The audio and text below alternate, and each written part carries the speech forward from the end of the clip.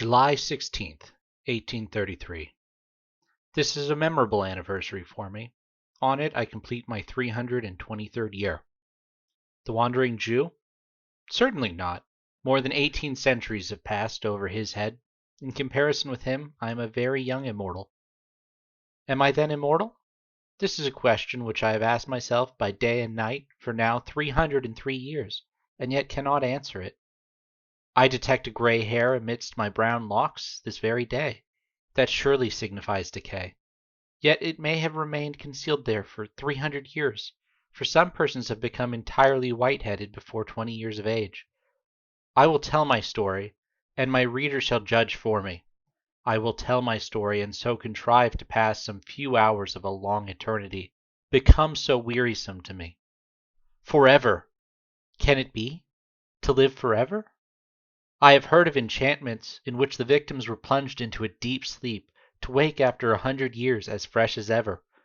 I have heard of the 7 sleepers, thus to be immortal would not be so burthensome. But oh, the weight of never-ending time, the tedious passage of the still succeeding hours. How happy was the fabled Nourjahad! But to my task. All the world has heard of Cornelius Agrippa. His memory is as immortal as his arts have made me. All the world has also heard of his scholar, who unawares raised the foul fiend during his master's absence and was destroyed by him. The report, true or false, of this incident was attended with many inconveniences to the renowned philosopher. All his scholars at once deserted him, his servants disappeared. He had no one near him to put coals on his ever-burning fires while he slept, or to attend to the changeful colors of his medicines while he studied. Experiment after experiment failed, because one pair of hands was insufficient to complete them. The dark spirits laughed at him for not being able to retain a single mortal in his service. I was then young, very poor, and very much in love. I had been for about a year the pupil of Cornelius, though I was absent when this accident took place. On my return, my friends implored me not to return to the alchemist's abode. I trembled as I listened to the dire tale they told. I required no second warning, and when Cornelius came and offered me a purse of gold if I would remain under his roof, I felt as if Satan himself tempted me. My teeth chattered, my hair stood on end. I ran off as fast as my trembling knees would permit. My failing steps were directed whither for 2 years they had every evening been attracted. A gently bubbling spring of pure living waters, beside which lingered a dark-haired girl, whose beaming eyes were fixed on the path I was accustomed each night to tread. I cannot remember the hour when I did not love Bertha. We had been neighbors and playmates from infancy. Her parents, like mine, were of humble life, yet respectable. Our attachment had been a source of pleasure to them. In an evil hour, a malignant fever carried off both her father and mother, and Bertha became an orphan. She would have found a home beneath my paternal roof, but, unfortunately, the lady of the near castle, rich, childless, and solitary, declared her intention to adopt her. Henceforth, Bertha was clad in silk, inhabited a marble palace, and was looked on as being highly favored by fortune. But in her new situation among her new associates, Bertha remained true to the friend of her humbler days. She often visited the cottage of my father, and when forbidden to go thither, she would stray towards the neighboring wood and meet me beside its shady fountain. So often declared that she owed no duty to her new protectress equal in sanctity to that which bound us, yet still I was too poor to marry, and she grew weary of being tormented on my account. She had a haughty but an impatient spirit, and grew angry at the obstacles that prevented our union. We met now after an absence, and she had been sorely beset while I was away. She complained bitterly and almost reproached me for being poor. I replied hastily, "I am honest. If I am poor, were I not, I might soon become rich." This exclamation produced 1,000 questions. I feared to shock her by owning the truth, but she drew it from me, and then casting a look of disdain on me, she said, "You pretend to love, and you fear to face the devil for my sake." I protested that I had only dreaded to offend her, while she dwelt on the magnitude of the reward that I should receive. Thus encouraged, shamed by her, Led on by love and hope, laughing at my late fears with quick steps and a light heart, I returned to accept the offers of the alchemist, and was instantly installed in my office. A year passed away. I became possessed of no insignificant sum of money. Custom had banished my fears. In spite of the most painful vigilance, I had never detected the trace of a cloven foot, nor was the studious silence of our abode ever disturbed by demonic howls. I still continued my stolen interviews with Bertha, and hope dawned on me. Hope, but not perfect joy. For Bertha fancied that love and security were enemies, and her pleasure was to divide them in my bosom. Though true to her heart, she was somewhat of a coquette in manner, and I was jealous as a Turk. She slighted me in 1,000 ways, yet would never acknowledge herself to be in the wrong. She would drive me mad with anger, and then force me to beg her pardon. Sometimes she fancied that I was not sufficiently submissive, and then she had some story of a rival, favored by her protectress. She was surrounded by silk-clad youths, the rich and gay. What chance had the sad, robbed scholar of Cornelius compared with these? On one occasion, the philosopher made such large demands upon my time that I was unable to meet her as I was wont. He was engaged in some mighty work, and I was forced to remain day and night, feeding his furnaces and watching his chemical preparations. Bertha waited for me in vain at the fountain. Her haughty spirit fired at this neglect, and when at last I stole out during the few short minutes allotted to me for the slumber, and hoped to be consoled by her, she received me with disdain, dismissed me in scorn, and vowed that any man should possess her hand rather than he who could not be in 2 places at once for her sake. She would be revenged, and truly she was. In my dingy retreat I heard that she had been hunting, attended by Albert Hoffer. Albert Hoffer was favored by her protectress, and 3 passed in cavalcade before my smoky window. Methought that they mentioned my name. It was followed by a laugh of derision, as her dark eyes glanced contemptuously towards my abode. Jealousy with all its venom and all its misery entered my breast. Now I shed a torrent of tears to think that I should never call her mine, and anon I imprecated 1,000 curses on her inconstancy. Yet still I must stir the fires of the alchemist, still attend on the changes of his unintelligible medicines. Cornelius had watched for 3 days and nights, nor closed his eyes. The progress of his alembics was slower than he expected. In spite of his anxiety, sleep weighed upon his eyelids. Again and again he threw off drowsiness with more than human energy. Again and again it stole away his senses. He eyed his crucibles wistfully. "Not ready yet," he murmured. "Will another night pass before the work is accomplished? Winzy, you are vigilant, you are faithful, you have slept, my boy. You slept last night. Look at the glass vessel. The liquid it contains is of a soft rose color. The moment it begins to change its hue, awaken me. Till then I may close my eyes. First it will turn white, and then emit golden flashes, but wait not till then. When the rose color fades, rouse me." I scarcely heard the last words, muttered as they were in sleep. Even then he did not quite yield to nature. "Winzy, my boy," he again said, "do not touch the vessel. Do not put it to your lips. It is a philtre to cure love. You would not cease to love your Bertha. Beware to drink." And he slept. His venerable head sunk on his breast, and I scarce heard his regular breathing. For a few minutes I watched the vessel. The rosy hue of the liquid remained unchanged. Then my thoughts wandered. They visited the fountain, and dwelt on 1,000 charming scenes never to be renewed. Never. Serpents and adders were in my heart, and the word never half formed itself on my lips. False girl, false and cruel. Never more would she smile on me as the evening she smiled on Albert. Worthless, detested woman. I would not remain unrevenged. She should see Albert expire at her feet. She should die beneath my vengeance. She had smiled in disdain and triumph. She knew my wretchedness and her power. Yet what power had she? The power of exciting my hate, my utter scorn, my all but indifference? Could I attain that? Could I regard her with careless eyes, transferring my rejected love to one fairer and more true? That were indeed a victory. A bright flash darted before my eyes. I had forgotten the medicine of the adept. I gazed on it with wonder. flashes of admirable beauty, more bright than those which the diamond emits when the sun's rays are on it, glanced from the surface of the liquid, and odor the most fragrant and grateful stole over my sense. The vessel seemed one globe of living radiance, lovely to the eye, and most inviting to the taste. The first thought instinctively inspired by the grosser sense was, I must drink. I raised the vessel to my lips. It will cure me of love, of torture. Already I had quaffed half of the most delicious liquor ever tasted by the palate of man. When the philosopher stirred, I started. I dropped the glass. The fluid flamed and glanced along the floor, while I felt Cornelius grip at my throat, as he shrieked aloud, "Wretch! You have destroyed the labor of my life!" The philosopher was totally unaware that I had drunk any portion of his drug.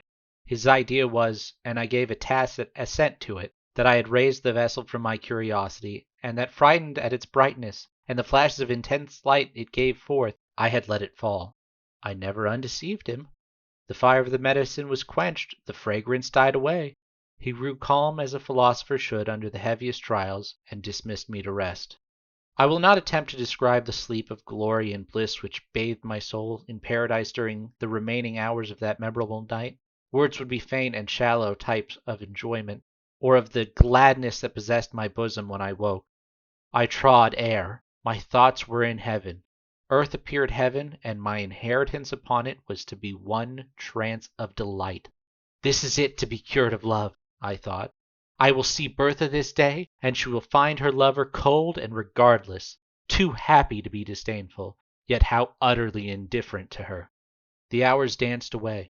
The philosopher, secure that he had once succeeded, and believing that he might again, began to concoct the same medicine once more. He was shut up with his books and drugs, and I had a holiday. I dressed myself with care. I looked in an old but polished shield which served me for a mirror. Methoughts my good looks had wonderfully improved. I hurried beyond the precincts of the town, joy in my soul, the beauty of heaven and earth around me. I turned my step toward the castle. I could look on its lofty turrets with lightness of heart, for I was cured of love. My Bertha saw me afar off as I came up the avenue. I know not what sudden impulse animated her bosom, but at the sight she sprung with a light fawn-like bound down the marble steps, and was hastening towards me. But I had been perceived by another person. The old high-born hag who called herself her protectress, and was her tyrant, had seen me also. She hobbled, panting up the terrace. A page as ugly as herself held up her train, and fanned her as she hurried along, and stopped by my fair girl with a "How now, my bold mistress? Whither so fast? Back to your cage! Hawks are abroad!" Bertha clasped her hands. Her eyes were still bent on my approaching figure. I saw the contest. How I abhorred the old crone who checked the kind impulses of my Bertha's softening heart. Hitherto respect for her rank had caused me to avoid the lady of the castle. Now I disdained such trivial considerations. I was cured of love, and lifted above all human fears. I hastened forward and soon reached the terrace. How lovely Bertha looked! Her eyes flashing fire, her cheeks glowing with impatience and anger. She was 1,000 times more graceful and charming than ever. I no longer loved, oh no, I adored, worshipped, idolized her. She had that morning been persecuted with more than usual vehemence to consent to an immediate marriage with my rival. She was reproached with the encouragement that she had shown him. She was threatened with being turned out of the doors with disgrace and shame. Her proud spirit rose in arms at the threat, but when she remembered the scorn that she had heaped upon me, and how, perhaps, she had thus lost one whom she now regarded as her only friend, she wept with remorse and rage. At that moment I appeared. "Oh, Winzy!" she exclaimed. "Take me to your mother's cot. Swiftly let me leave the detested luxuries and wretchedness of this noble dwelling. Take me to poverty and happiness." I clasped her in my arms with transport. The old dame was speechless with fury, and broke forth into invective only when we were far on the road to my natal cottage. My mother received the fair fugitive, escaped from a gilt cage to nature and liberty, with tenderness and joy. My father, who loved her, welcomed her heartily. It was a day of rejoicing, which did not need the addition of the celestial potion of the alchemist to steep me in delight. Soon after this eventful day I became the husband of Bertha. I ceased to be the scholar of Cornelius, but I continued his friend. I always felt grateful to him for having unaware procured me the delicious draught of a divine elixir, which instead of curing me of love, sad cure, solitary and joyless remedy for evils which seemed blessing to the memory, had inspired me with courage and resolution, thus winning for me an inestimable treasure in my Bertha. I often called to mind that period of trance-like inebriation with wonder. The drink of Cornelius had not fulfilled the task for which he affirmed that it had been prepared, but its effects were more potent and blissful than words can express. They had faded by degrees, yet they lingered long, and painted life in hues of splendor. Bertha often wondered at my lightness of heart and unaccustomed gaiety, for before I had been rather serious or even sad in my disposition. She loved me the better for my cheerful temper, and our days were winged by joy.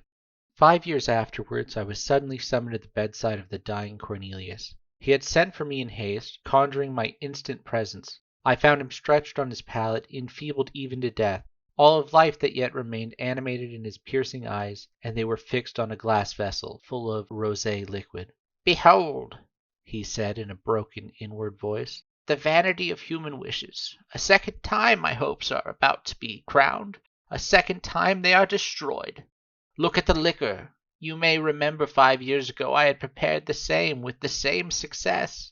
Then, as now, my thirsting lips expected to taste the immortal elixir. You dashed it from me, and at present it is too late." He spoke with difficulty and fell back on his pillow. I could not help saying, "How, revered master, can a cure for love restore you to life?" A faint smile gleamed across his face as I listened earnestly to his scarcely intelligible answer. "A cure for love and for all things. The elixir of immortality. Ah, if now I might drink, I should live forever." As he spoke, a golden flash gleamed from the fluid. A well-remembered fragrance stole over the air. He raised himself, all weak as he was. Strength seemed miraculous to re-enter his frame. He stretched forth his hand. A loud explosion startled me. A ray of fire shot up from the elixir, and the glass vessel which contained it was shivered to atoms. I turned my eyes towards the philosopher. He had fallen back. His eyes were glassy, his features rigid. He was dead. But I lived, and was to live forever. So said the unfortunate alchemist, and for a few days I believed his words. I remembered the glorious intoxication that had followed my stolen draught. I reflected on the change I had felt in my frame, in my soul, the abounding elasticity of the one, the buoyant lightness of the other. I surveyed myself in a mirror, and could perceive no change in my features during the space of the 5 years which had elapsed. I remembered the radiant hues and grateful scent of that delicious beverage, worthy the gift it was capable of bestowing. I was then immortal. A few days after I laughed at my credulity. The old proverb that a prophet is the least regarded in his own country was true with respect to me and my defunct master. I loved him as a man, I respected him as a sage, but I derided the notion that he could command the powers of darkness, and laughed at the superstitious fears with which he was regarded by the vulgar. He was a wise philosopher, but had no acquaintance with any spirit but those clad in flesh and blood. His science was simply human, and human science, I soon persuaded myself, could never conquer nature's laws so far as to imprison the soul forever within its carnal habitation. Cornelius had brewed a soul-refreshing drink, more inebriating than wine, sweeter and more fragrant than any fruit. It possessed probably strong medicinal powers, imparting gladness to the heart and vigor to the limbs, but its effects would wear out. Already they were diminished in my frame. I was lucky fellow to have quaffed health and joyous spirits, and perhaps a long life at my master's hands, but my good fortune ended there. Longevity was far different than immortality. I continued to entertain his belief for many years. Sometimes a thought stole across me, was the alchemist indeed deceived? But my habitual credence was that I should meet the fate of all the children of Adam at my appointed time. A little late, but still at a natural age.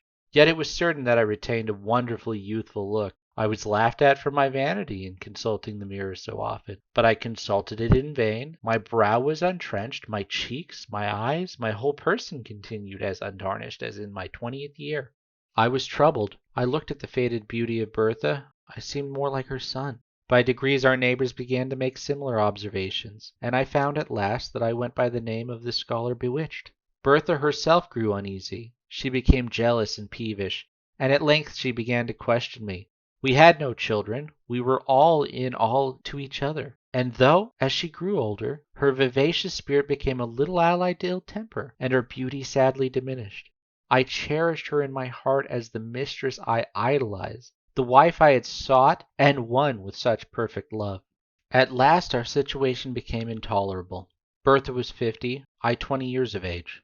I had in very shame, in some measure adopted the habits of advanced age. I no longer mingled in the dance among the young and gay, but my heart bounded along with them, while I restrained my feet, and a sorry figure I cut among the Nestors of our village. But before the time I mentioned, things were altered. We were universally shunned. We were, at least I was, reported to have kept up iniquitous acquaintance with some of my former master's supposed friends. Poor Bertha was pitied, but deserted. I was regarded with horror and detestation. What was to be done? We sat by our winter fire. Poverty had made itself felt, for none would buy the produce of my farm, and often I had been forced to journey 20 miles to some place where I was not known, to dispose of our property. It is true, we had saved something for an evil day. That day was come. We sat by our lone fireside, the old-hearted youth and his antiquated wife. Again Bertha insisted on knowing the truth. She recapitulated all she had ever said about me, and added her own observations.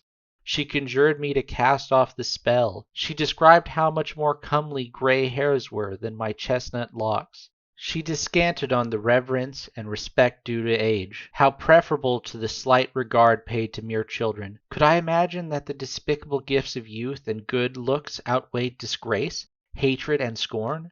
Nay, in the end I should be burnt as a dealer in the black art, while she, to whom I had not deigned to communicate any portion of my good fortune, might be stoned as my accomplice. At length she insinuated that I must share my secret with her, and bestow on her like benefits to those I myself enjoyed, or she would denounce me, and then she burst into tears. Thus beset, methought it was the best way to tell the truth. I revelled it as tenderly as I could, and spoke only of a very long life, not of immortality, which representation indeed coincided best with my own ideas. When I ended, I rose and said, "And now, my Bertha, will you denounce the lover of your youth? You will not, I know. But it is too hard, my poor wife, that you should suffer from my ill luck and the accursed arts of Cornelius. I will leave you.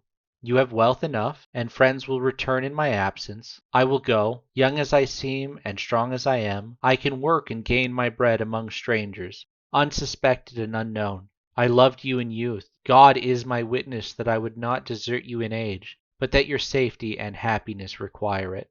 I took my cap and moved toward the door. In a moment Bertha's arms were around my neck, and her lips were pressed to mine. "No, my husband, my Winsey," she said, "you shall not go alone.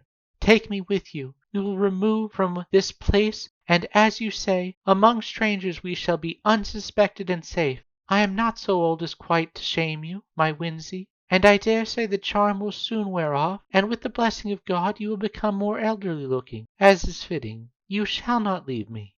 I returned the good soul's embrace heartily. "I will not, my Bertha, but for your sake I had not thought of such a thing. I will be your true, faithful husband while you are spared to me, and do my duty by you to the last."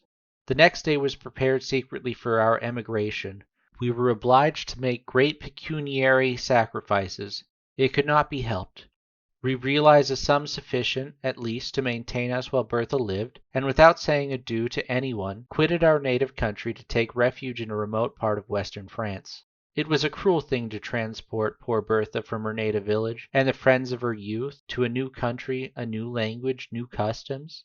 The strange secret of my destiny rendered this removal immaterial to me, but I compassionated her deeply, and was glad to perceive that she found compensation for her misfortunes in a variety of little ridiculous circumstances.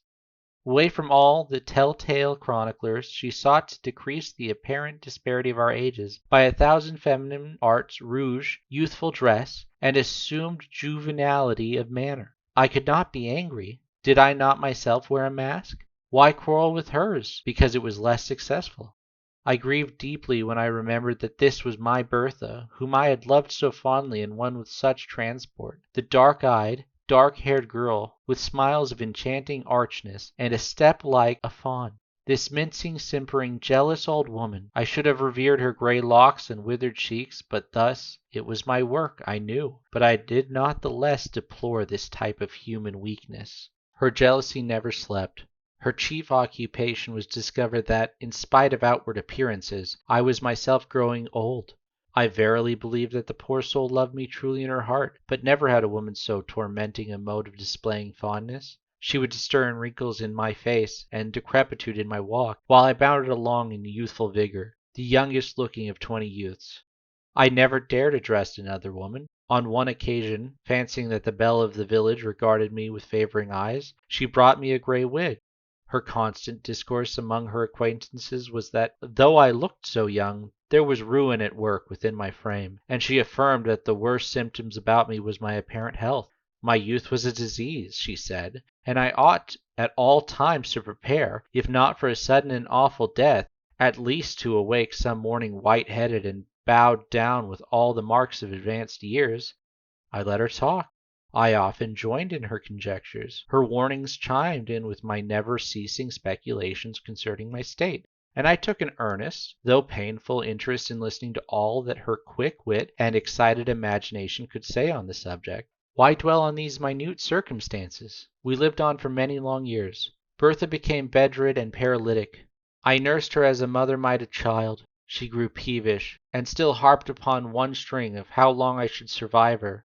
It has ever been a source of consolation to me that I performed my duty scrupulously towards her. She had been mine in youth, she was mine in age, and at last, when I heaped the sod over her corpse, I wept to feel that I had lost all that really bound me to humanity. Since then how many have been my cares and woes, how few and empty my enjoyments. I pause here in my history. I will pursue it no further.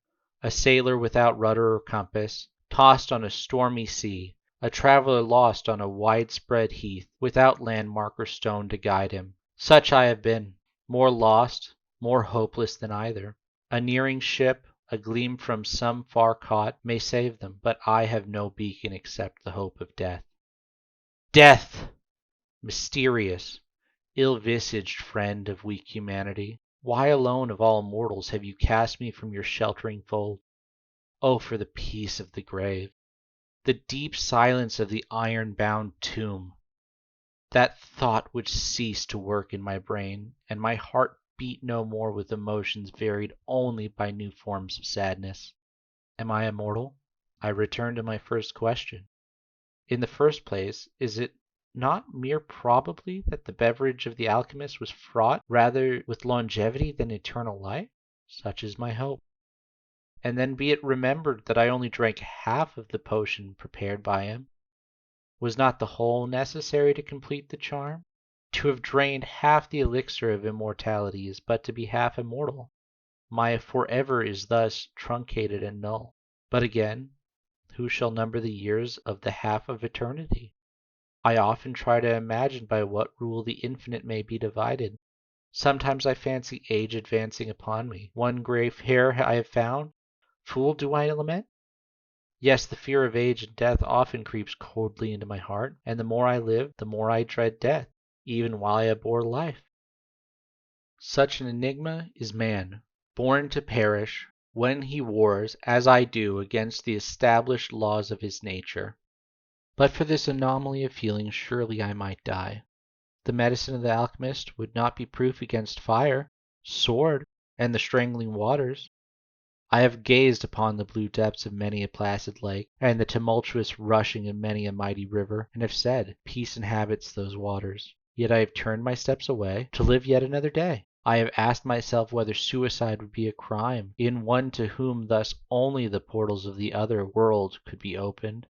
I have done all, except presenting myself as a soldier or duelist, an objection of destruction to no, not my fellow mortals.